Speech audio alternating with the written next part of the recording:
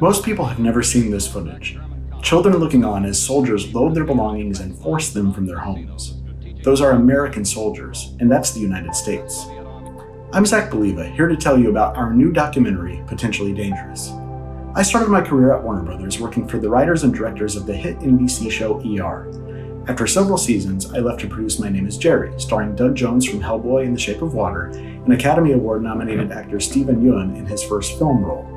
But for me, this is a more personal film. I have dual citizenship in Italy, and as I researched my roots to prepare for my citizenship application, I wondered why I didn't know more about my culture. We had lived and worked in Italy, and as my family battled to learn a language that wasn't passed down to me, I realized that we weren't alone. But Italian Americans were once the largest immigrant group in the United States. So what happened?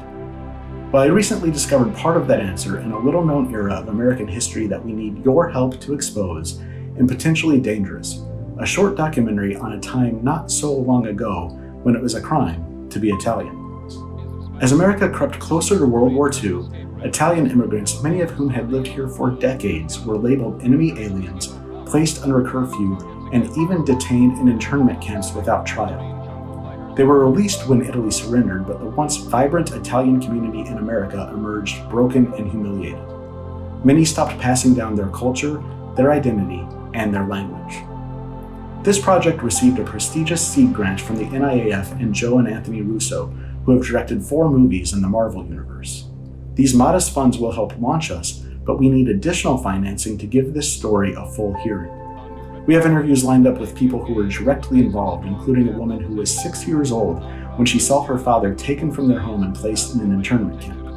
And time is of the essence because we are losing elderly first-person witnesses every month, and their stories die with them. Kickstarter funds will help us capture their stories and interview the historians and government officials who can help us learn from what happened.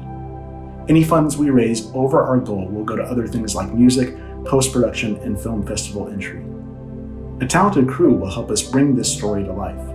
Noah Reedhead is an award-winning director of photography who brings a breadth of documentary storytelling experience to this film. His career has taken him around the country where he tells brand stories on behalf of Verizon, Sony, Nestle Purina, and other clients.